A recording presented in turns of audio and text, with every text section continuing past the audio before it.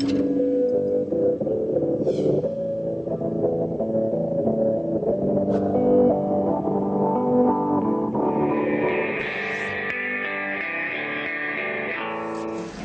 we're going to go back, and I said we've dissolved the executive session, and we're back in open session at 7 o'clock.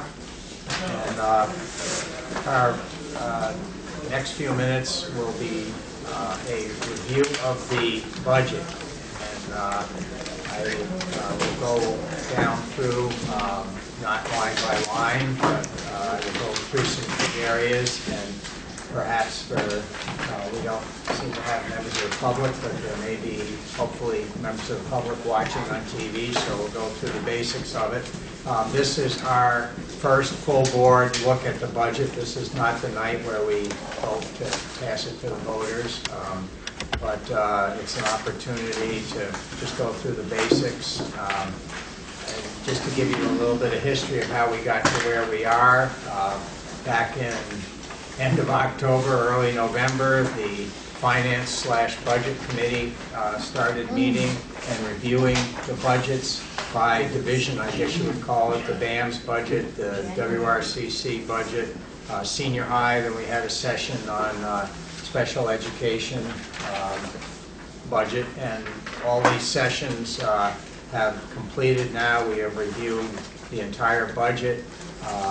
I will not say at this point that nothing can change. Obviously things can, particularly as things change with the relationship to the revenue part.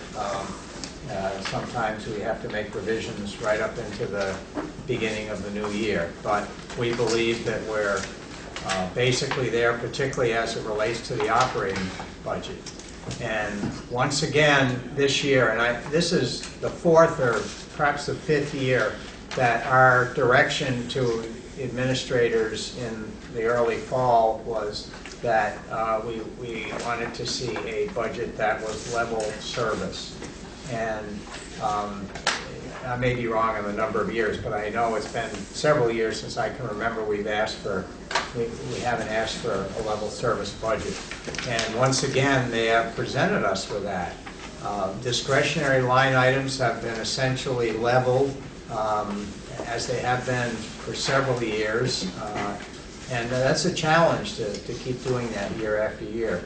The discretionary part of the budget is not the big part. The big part is salary and benefits, but it's tough to keep those discretionary items in line.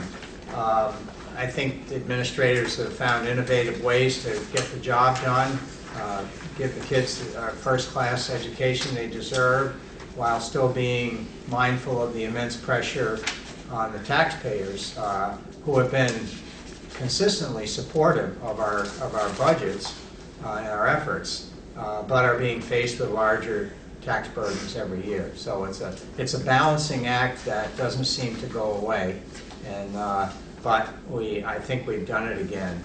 We've reviewed each of the 3 unit budgets line by line. The district-wide, which is the part of the budget that involves such things as safety, building maintenance, and so forth, that applies to all 3 units. And we've also reviewed a capital plan for items that fit into that category. So what I would like to do is to go through, and I believe you all got the latest version. I'd like to just quickly go down through the various departments, and I'm certainly not going to go through line by line, but there were a few important things that may be of interest and issue. And so starting right with the first page, which is the summary page. Is that the by school, by department comparison? No, it's the big first page of the big budget? Yes. Yeah. Which page? First one. Yeah. Right there. Right. Good place to start. Okay. So starting with the district-wide budget, again, this is the services and programs that are spread across all 3 units. You can see that that's up 2.86%. Now, part of what's going on of late is that special education is being shifted to the supervisory union, and that's a mandated statutory shift, I believe, isn't it? Yes, it is. It is, yeah. So there's some things where pieces of the budget move from one place to another. The other thing that happened in the district-wide budget is that the Asian Studies program is spread out through the district and moved, what was in modern and classical languages, I believe, in the high school. And now it's, because that wasn't just affecting the high school, the Asian Studies program has a wider arm, and it is, so we've added 40,000 to the district budget, but consequently there would be a slight reduction in some ways in the modern classical languages in the high school. Just some other, maybe one or two other quick items. And now I'm going to refer to the detail, which under the district is under page 3. You'll note the one of the big numbers in the district budget is assessment, the WSESU assessment of shows being up 3.2 million, but that would be offset, if I'm correct, Jim, by a reduction in the special education, which has gone over to the supervisory union. So that's not really a $3 million increase in our operating expense. The other area in the district budget is building maintenance, and that's on page 4, down 80% of the way to the bottom of the page, and there is some increase there. And I just always like to point out that we are now about 10 years into the operation of part of this big project that we did, and as we get to that point, there are things that need to be attended to, and there's a bit of an increase there. I skipped about halfway down on the fiscal services on that same page is capital lease number 4, and you'll see when we get to below the operating line that we have proposed a capital lease for some items, and that shows as a $71,000, $72,000 increase in fiscal services, and we'll talk about the capital lease a little more in a minute. Under transportation, page 5, this is a good news one.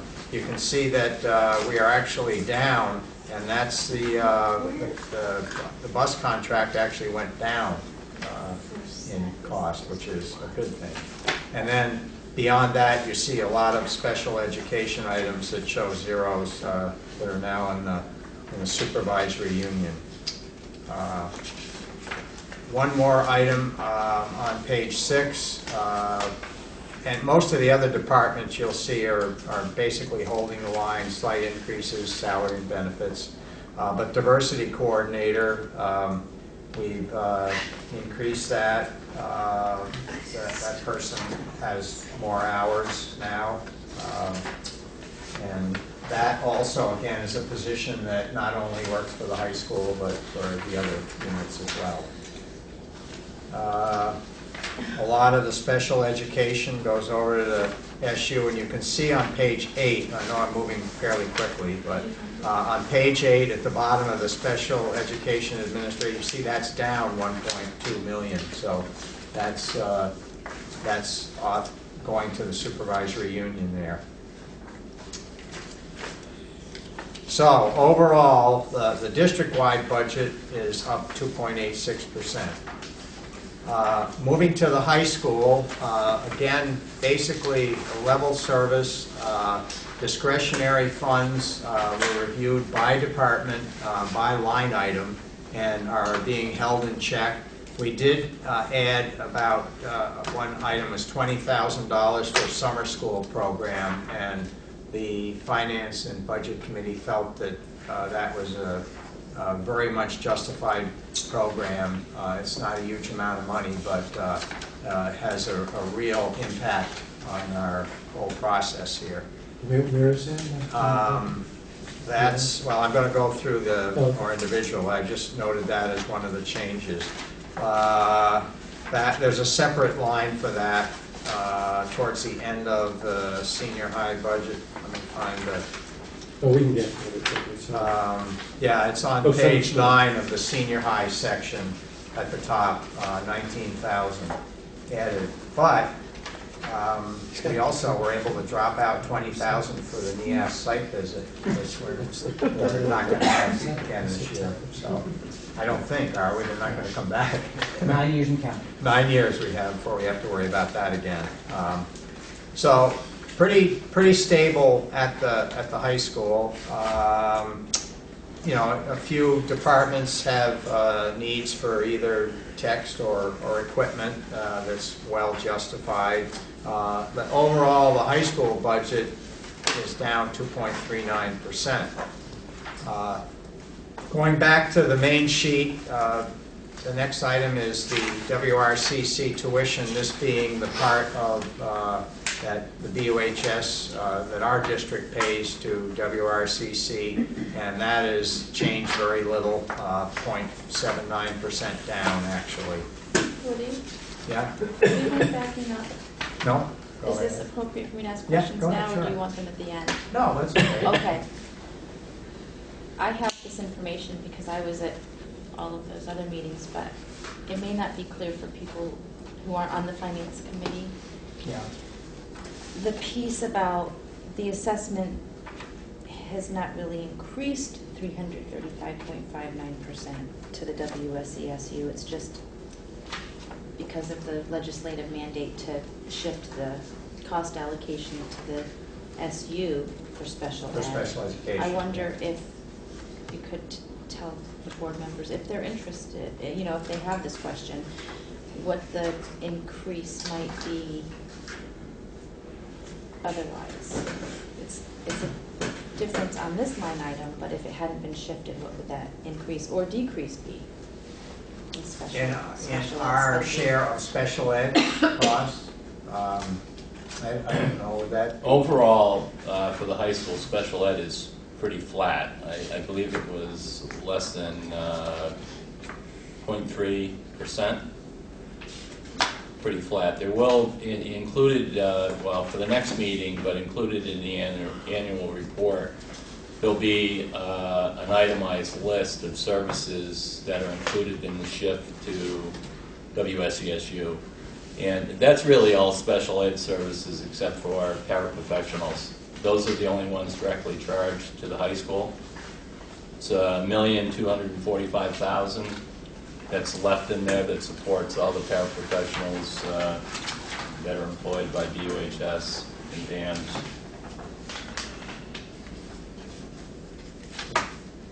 And yeah, we'll have more information laid out on that as we get into the annual report, but any questions along the way we'll attempt to answer. Thank you. No. So I want to move to BAMS, but then I want to back up just a little bit because I think what I'm going to tell you here is applies to BAMS. Looking at a budget, in any business that looks at a budget, one of the things you have to look at is how many customers do you have, and how much business do you have, and you have to kind of tailor your operation budget somehow to what your business level is. So we look at enrollment, and we hear a lot about enrollment in the state of Vermont and how the trend has been down significantly. But in the case of BUHS District 6, we are starting to level off. And at this point, and it's a moving target because every day somebody might come in or somebody might leave, but at this point, we are projecting the BUHS enrollment to be pretty close to level, maybe down 10 or so for next year. The Career Center services about 300 BUHS students and 40 sending school students, and that's projected to be level.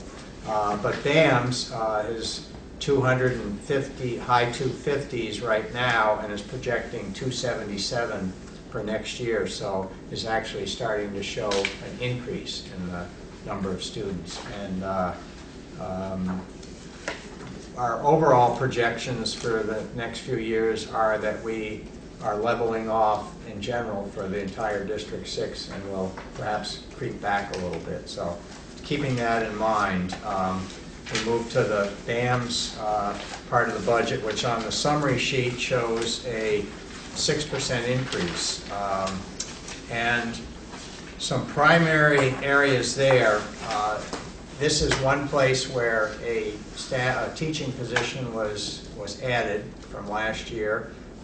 Several years ago, we reduced the social studies staff from 4 to 3, and now we are at the point with the census of social studies students that we're asking to put back the 4th social studies teacher, so there's 1 in each team, and that will still have a class size of close to 20. Is that correct?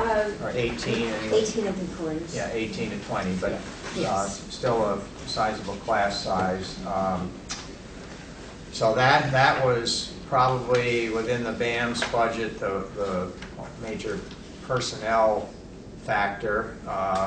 And so as we go through the BAMS budget, there are places, and there are throughout this budget in terms of the salaries, where you see ups and downs, where people change from a family to a single plan, the health insurance changes in a department, or somebody reaches a new step in the salary or reaches longevity. So there's some of those ups and downs, and you see some of that in the BAMS budget. And in social studies, which is page 4, you can see the increase there is not just due to changes, it's due to an additional person.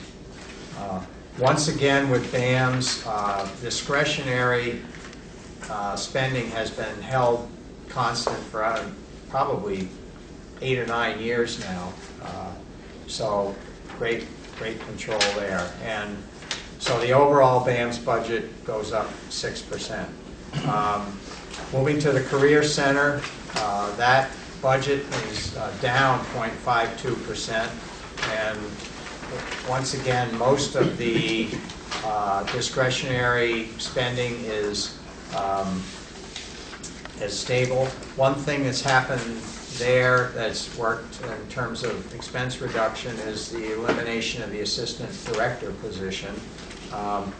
And offsetting that slightly, and I'm now in the Career Center itemization, is on top of page 2, cooperative education. You see an increase there, and that Paul Cohen is in that position, not only as cooperative education, but with his vast experience has been kind of a helper to Mike in many ways over there at the Career Center. But we have eliminated the cost of the assistant director.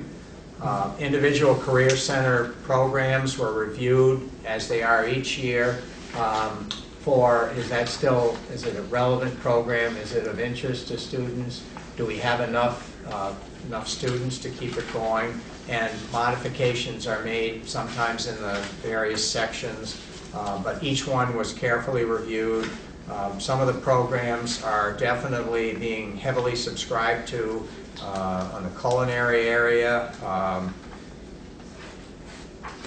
and is one that sticks out. But most of the others are pretty steady in their overall census. There may be some programs that have maybe fewer than we would like to have in the secondary level and more in the primary level, and we kind of work on that. Horticulture, I think, is one example of that. Let's see, anything else?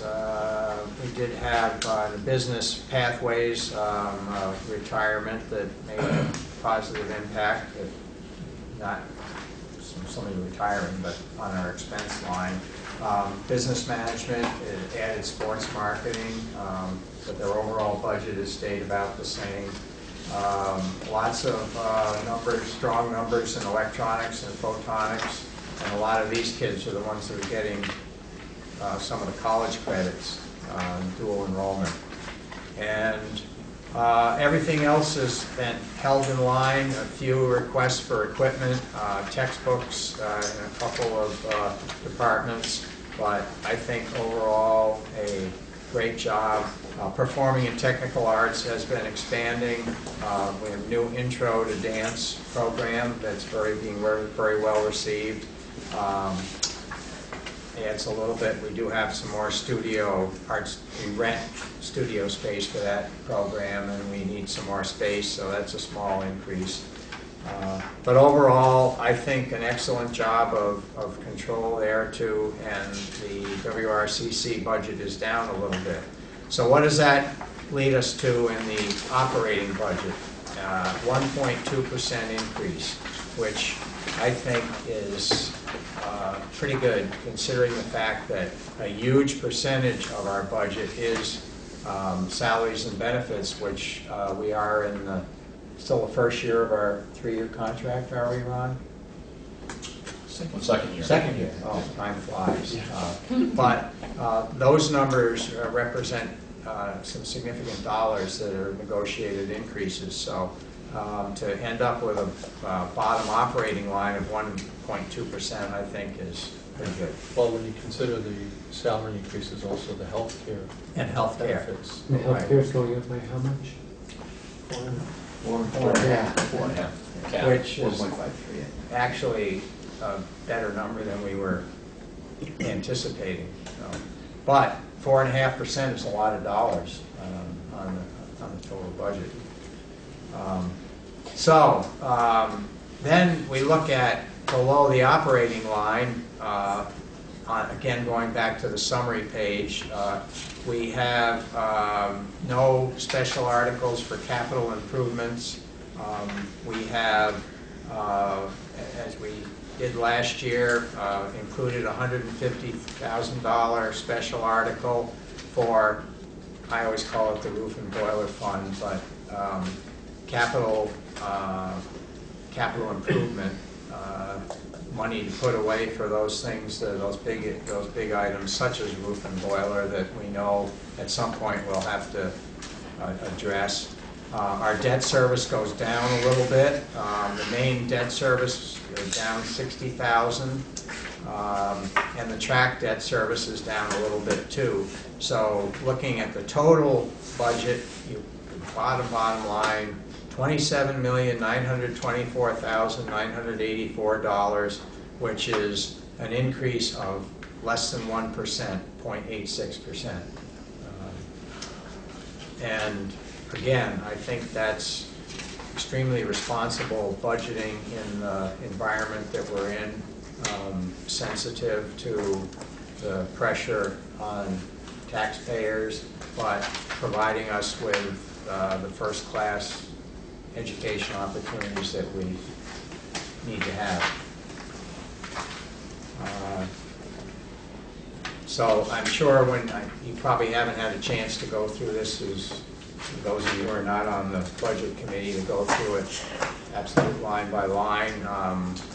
We will be happy to take questions now or over the next period of time. We will be approving this budget as a board in our first January meeting, which is January 6th. Yep. Yeah.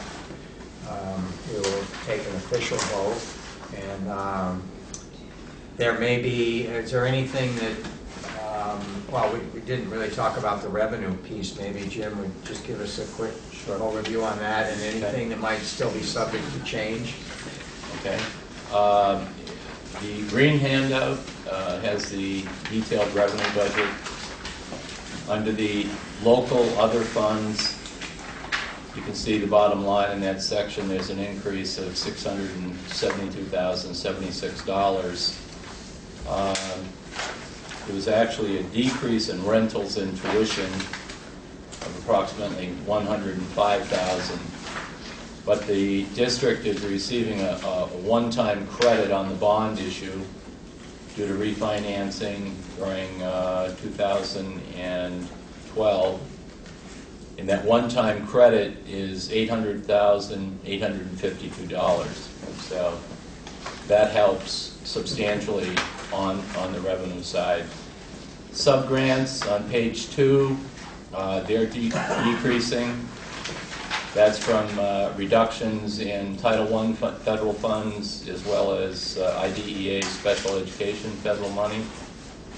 State funds, there's a net increase of a little under $67,000, and that's pretty much, if you look at all the lines there, the general state support line is increasing by $67,242. The money we get not subgranted through the supervisory union from the federal government via the state is Carl Perkins funding for the Career Center. That's in at $75,000 level funded. And then the fund balance, funds to be applied to reduce taxes for FY15 is $750,000 total, which is made up of $150,000 for that deposit to the Major Repair Capital Reserve Fund account and $600,000 to reduce taxes for FY15. There's also another handout, duplex sheet. It says 3-year comparison. It's actually got 8 years on there. I'd like to give more information than us. 6-year comparison. So on the two sides, the first side where it says Act 68 3-year comparison for FY15, the far right column, I'll just walk you down through this and then we can look at the proposed tax rates for the coming year. The total budget, $27,924,984. We offset that by revenue other than state support. That totals $8,797,923. Gives you the education spending for the district. Total of $19,127,061. Equalized pupil count was 1162.49 when this was printed. It's changed a little in the meantime, but that number, it has not been finalized. So I'll go over the list of pending items in a minute. The preliminary spending per equalized student was $16,454, which would give you a spending adjustment of 180.629%.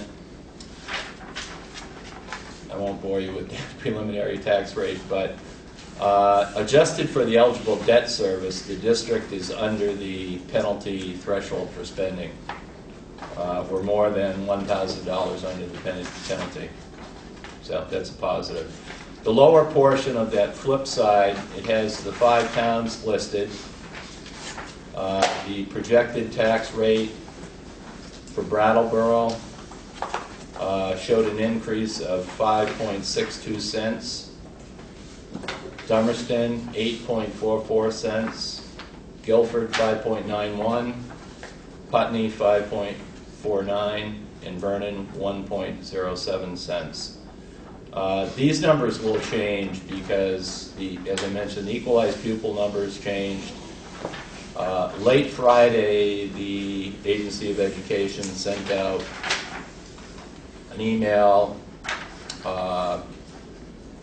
stating that the base residential rate, if it is in fact 99 cents, which this was calculated on, the base education payment would be a little higher than 9109, which I used for this calculation. It would be 9151, level funded with the current year. There's also discussion of increasing the base residential education tax to $1.01, 2 additional cents, 7 cents. And the base education payment would be $93.82. So what I'll do is recalculate those, but we have received today, again, special education aid numbers, which changed somewhat. Those came out. The equalized pupil counts are not finalized. They will be later this month. The Career Center equalized pupils has not been distributed yet. They're still verifying numbers. And that's a tough one because it actually is a 6-semester count that the Career Center uses, which overlaps into 4 fiscal years. So it's pretty convoluted. It works though. It does work. And then the whole thing with the actual base tax rate and the base education payment, I think the best course, unless Montpelier indicates something different, is to use the base education payment that we're using this year, 9151, and to use the 99, at least initially, for the publishing of the report. And then if something changes later, we can deal with that at that time. But I did do a quick calculation. Using the $1 and the base education payment of $93.82, the actual impact, because of the change in the district's education spending percentage, the actual tax rate was a little lower. So it's going to be interesting. So those are the numbers that are subject to slight modification, basically.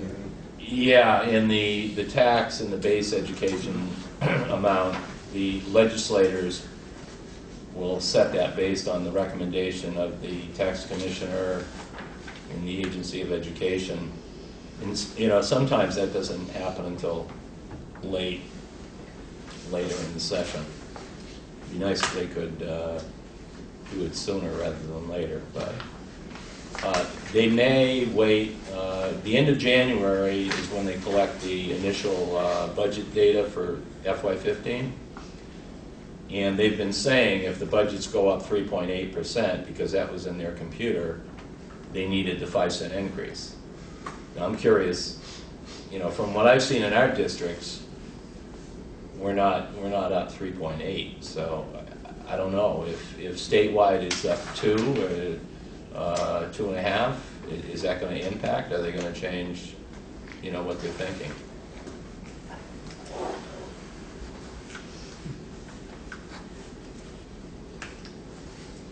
Okay, revenue questions. Thank God for Jim. Is the Finance Committee going to meet again before January? Our next Finance Committee meeting would be actually 2 days after the January meeting, is that correct? Well, we can meet ahead of time. Yeah, We can meet the week prior, not New Year's, but Yeah. maybe the next day. New Year's is on a Wednesday, Bob. What about New Year's Eve? New Year's would be a great day to discuss the revenue. Yeah. We usually meet on Wednesdays, so we could meet Christmas morning. And New Year's, yeah. I have the day off. I do too. I don't Is your- happen to. It's just Generic questions, and it's Yeah. not. I don't want to, hold up a meeting for my own personal questions.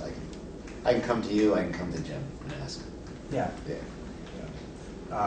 Yeah. We'll get the answers, and I realize it takes a while to digest this, and those of us that have been on it for the last month and a half, I mean, we've been kind of living with it, so we realize that not everybody has. But I would just like to first, thank the administrators for making it a whole lot easier for us by coming to us with basically what we asked for. And I know it wasn't always easy to do that, but we appreciate it. And I appreciate the time of the Finance Committee to go through all these meetings. But that's a major part of our job, and for all of us, it's a big piece of the annual work task. So, and I think it was a good job, and I think we will be supported as we move along. Before we move off this, is it possible maybe for everybody that's maybe watching this at home to review the dates between now and the annual meetings so that maybe there'll be more interest and what have you? Just to so they know what all those dates are. You mean like the date? Like of this, the like pub- this, yeah, yeah, the public session. January 6th will be a public session, and then that's the day the board votes. And then I guess is really until the annual meeting, which is February 11th. There's a period of time for questions and so forth, but and of course there can be questions at the meeting Right. on the floor. So basically those are the two key dates, January 6th and then leading up to February 11th. Just for people at home to have Yeah. those dates, be aware of that. And why do we call January 6th a public session? All of our meetings are public, so why is Well, I mean, a January 6th? public budget review session. I'd also say Oh, February 3rd. That just bugs me. Prior.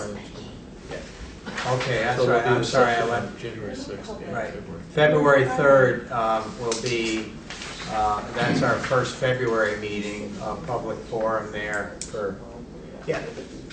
You know, all of our meetings are open to the public and people can come anytime they want and talk about the budget, but these are kind of encouraging, meetings that we encourage public input for the budget. So that'll be 2 times between now and the annual meeting. I forgot the February one. So Tuesday, February 11th is the annual meeting. Yes. Yeah. It's not on Valentine's Day this year. Frequently it seems to be. Okay. Anything else on the budget right now? Just one thing, that line for the Career Center tuition on the budget summary, Yeah. because of the equalized pupil counts for the Career Center and the high school share of the expense, it's going to change. I won't know what it is until later, but yeah. And hopefully not radically, unless it changes radically in a positive direction. Yeah, no, it won't. Okay. All right. We'll move into the main part of the agenda, and we will move to the clerk's report and approval of the minutes from December 2nd, which have been distributed. Is there a motion? I move the minutes as presented. Second. Okay, Ricky, and seconded by Lori. Are there any additions, deletions, corrections? Ruth? Thank you, Jane, for cleaning up my minutes. I am a great minimalist. We made a motion, we voted. Period. You give them more information than I do. Okay, duly noted. All right, all in favor of approving the minutes of December 2nd, signify, please, by saying aye. Aye. Opposed or abstentions? I think everybody here was there. Okay, any communications?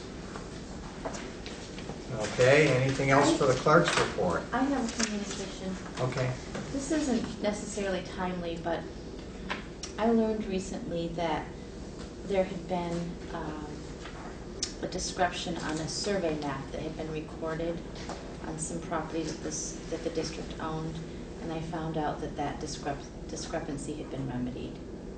So I wanted to thank whoever was responsible for that. Yeah, I took care of that. Thanks.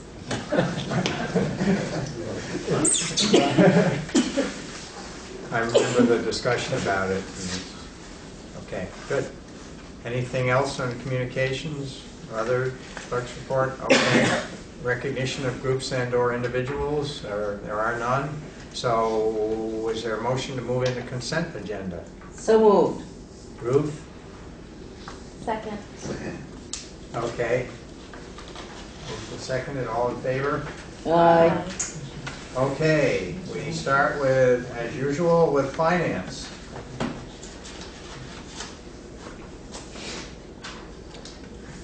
I don't believe we have done any finance committee as such business. We've done budget committee business.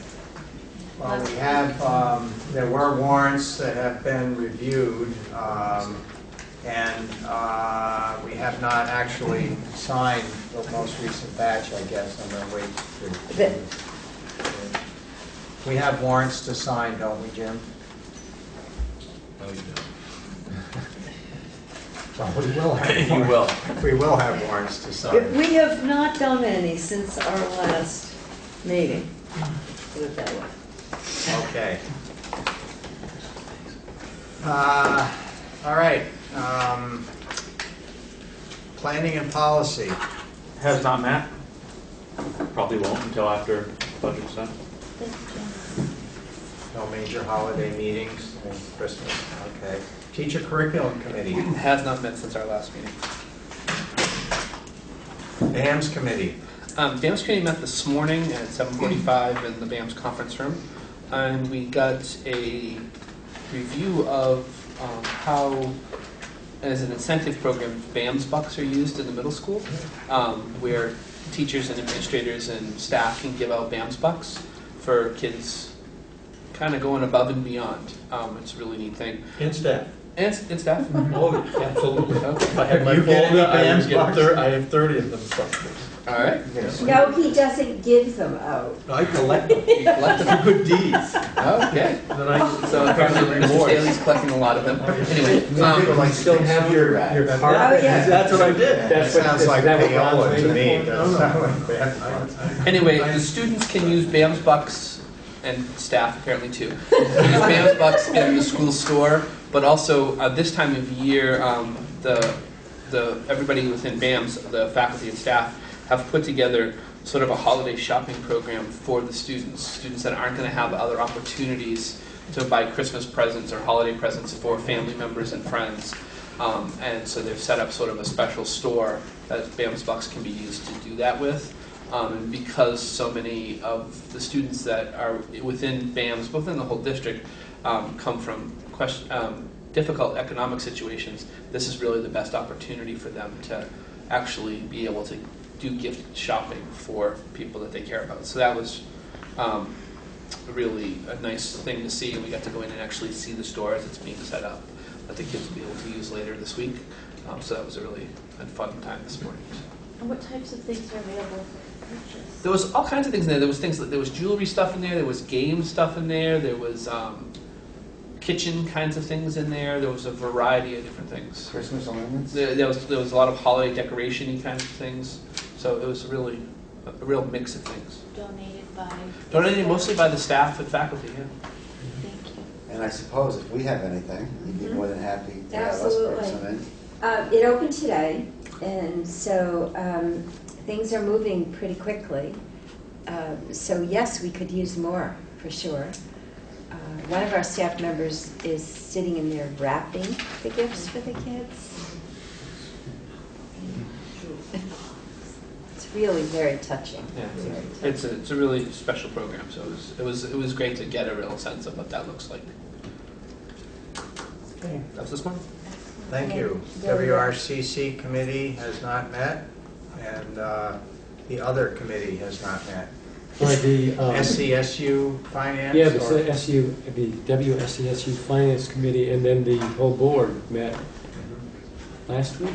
Last Tuesday. Last Tuesday, and passed the budget that did the SCSU allocation budget. that appears now. And also a fast-breaking communication. I just found out about an hour ago the bus from the broke down from the district auditions Oh, today. no. Yeah. Where? I don't know. I just got a text at 6:55 about an hour ago, and I haven't heard follow-ups yet. But given that you haven't heard anything, I think that's good. But anyway, so they may be late. Were they supposed to play for us? No. This is for district auditions. I went out to Chester Oh. So, Regional. let's see. kids are probably building snow forts while they're waiting for the bus to get there. Okay, is there a motion to approve the consent agenda? So moved. Second. Laurie and Ruth, all in favor? Aye. Opposed? Abstentions? Hearing none? Consent agenda is approved, and we move to administrative reports. Let's work down the line from BAMS. Okay, we did have a resignation of a teacher. It came in about 2 weeks ago. Special educator Tim Caruso has resigned his position. And we've had a long-term substitute special ed certified special ed teacher in that position since. We're doing fine at the moment. We have interviews for the position today, tomorrow, and Thursday and Wednesday. We have 3 candidates that we are interviewing. There were about 12 who applied for the job. So you'll hear more about that. He submitted his resignation to central office, I believe. So Yes. you would like a vote of approval on that at this point? Yes. Okay. Is that for an interim or is that a regular appointment? Well, it's for the balance of the year. Right, you're right. Okay, so we want 2 votes, actually. One to accept the resignation. Okay. And that's it at the moment. We don't have a Okay. candidate yet to Okay. present. So I would move that we accept with regret the resignation of Tim Caruso as a special educator at BAMS. Second? Second. Russ? Okay. All, And what about the, isn't there something about the contract and not, well, a certain period of time, but we're well ahead of that. oh, okay, Yeah, okay, 'cause it- okay. Yeah, it's adequate notice time. Yes. Yeah, yeah. Okay. Right, thank you. Okay, all in favor? Aye. Opposed or abstentions? Okay, that's unanimous. Just 2 quick things, or 1 quick thing really, because Ricky told you about the holiday store. Friday is our annual student faculty volleyball game. It's a hoot. Come, bring your earphones and watch. It really is. What The time? energy, at 2 o'clock. And we will be in the high school gym. And the trainer will be there, I hope, for the adults. For the staff. Yeah. Probably the energy in that room could heat the middle school for a week, if we captured it. Yeah. Okay, thank you, Ingrid. Mr. Perrin? First, I'd like to pass out the latest copy of the UHS newsletter that was sent home earlier this week. Andrew Goggin does a great job collecting articles and getting articles ready for press. I would draw the board's attention to the first page of the final exam schedule for January 2014 is. And that's been made public for several weeks now. The English department is participating for the 5th year in a row in the National Poetry Out Loud contest. And we had 50 BUHS students participate where they're given a piece of poetry to recite. We're very proud to say that Maya Gilmore was our winner this year. And Maya will represent BUHS in March at the state semifinals. So we're very proud of Maya.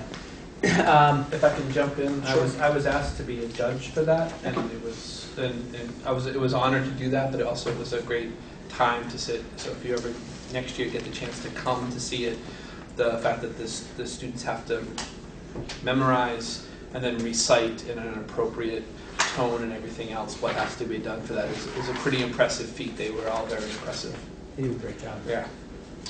And of course, kudos to Peter Canizero, our poetry teacher and English department head, who helps organize that along with the rest of the department. I think I mentioned before the spring play is called The Boyfriend. That has been cast and it opens the week. Actually, it opened on Valentine's Day. What a great play to go to. Anyway, we're continuing with our Feed the Thousands campaign. Student Council is working very hard to collect canned goods, perishables, and cash donations to help people in the community. We had a big boost last week when the Secretary of Education, Armando Villaseca, was down here in the building, and he actually posed with Student Council to kind of lend his support to that. And that picture's been making the rounds, and kids are really trying hard to get more donations. Thursday, we'll have our BUHS a cappella concert at 7 o'clock in the auditorium. Several acts will be performing, everything from traditional all the way up to pop music, arranged by, in most cases, our own students. Winter sports have started, and they're in full swing. The weather's cooperated, and for the first time in a few years, the skiers are on snow today, which is great to see. And we have a lot of great teams, and the enthusiasm is pretty high for all those sports.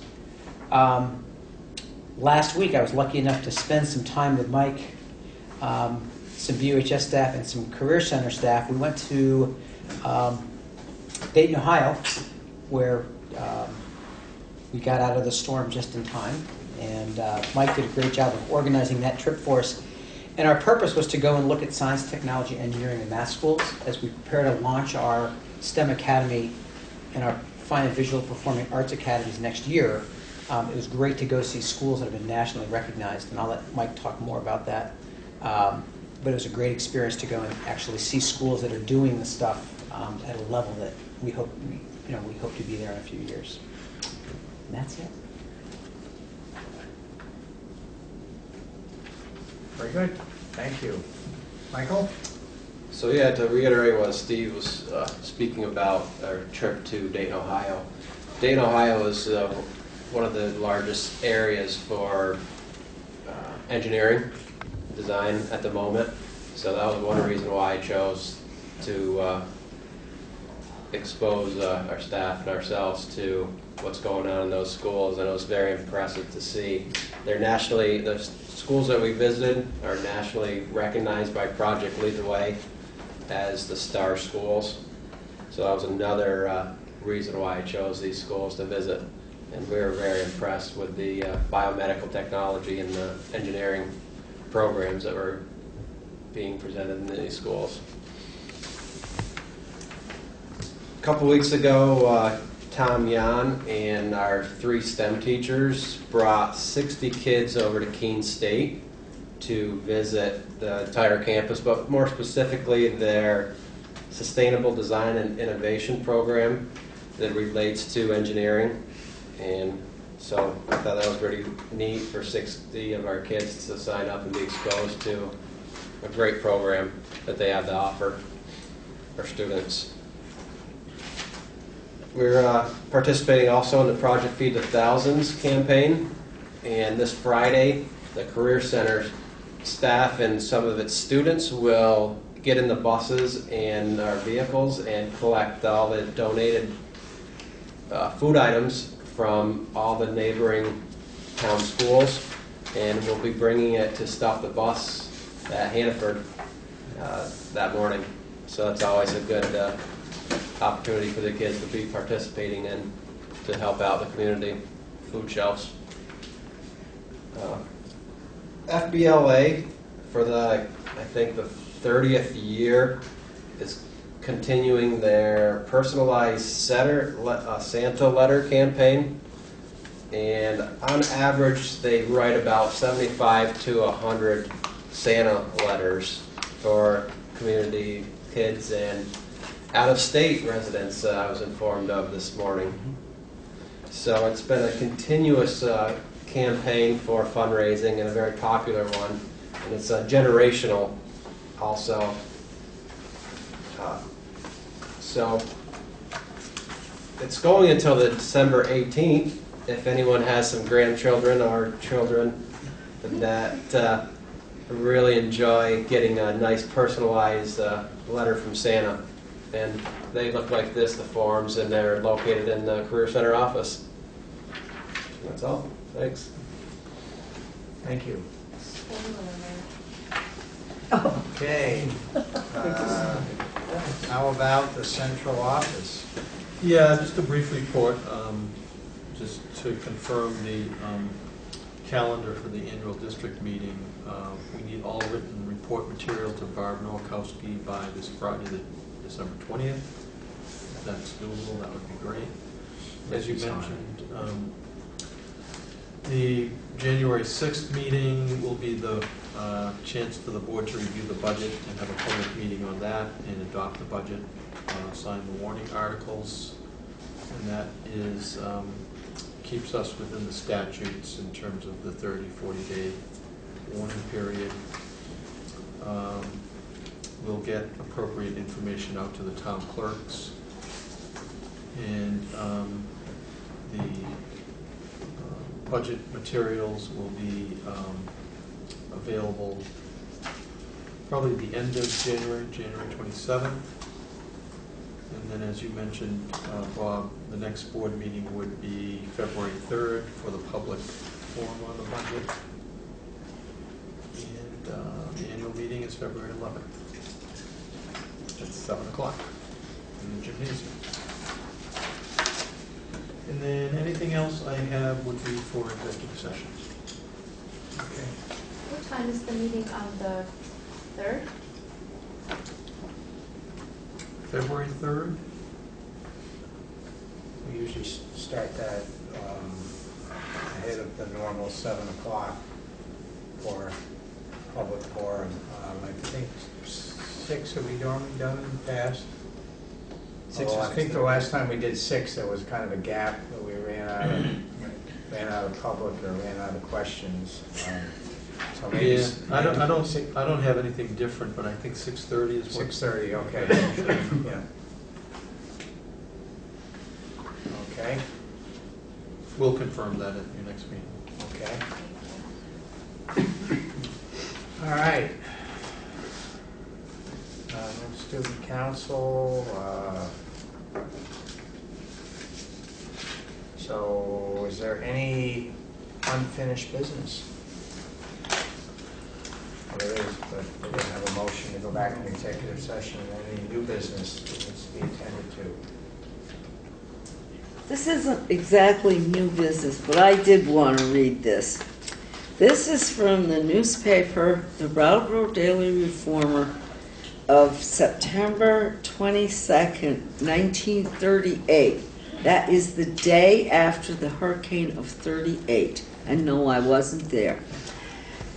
But Principal Joseph A. Wiggin said the principal reason for closing the high school was that it was without electric power and lights were needed in the corridors.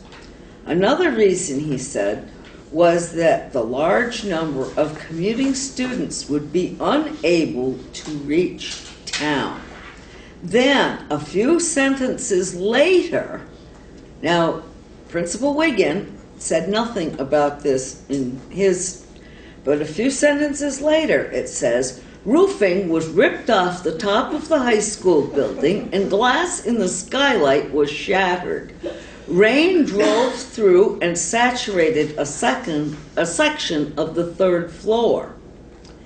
Leroy M. Johnston of the faculty led a repair crew of high school football players who presumably repaired the hole in the roof and the skylight that was shattered. And Ingrid wonders why I am horrified that the students can't fix simple things on the school bus. Can I respond to you for a moment? Yes, please. You have $10, can you? Were you one of the students who repaired the roof? No, you're talking about what's now the municipal building, right? Yes. That was the high school then. No, I wanted to tell you on Friday, I had a large group of students out cleaning our buses Oh. with rubber gloves on. Oh, gee. I'll bet the high school students who fixed the roof didn't have any kind of gloves on. I think our liability insurance would be in jeopardy where we just send students up on the roof and we bring them nowadays. Times have changed, right? And this is even a flat roof here. That one isn't. It isn't. Oh, Oh, wow. I wouldn't want to be up working on that roof. Okay, then we would anticipate a motion to go back into executive session I move we go into executive session again for personnel. for personnel matters. Okay, Second. okay, all in favor? Aye. Okay, opposed or abstentions? Okay.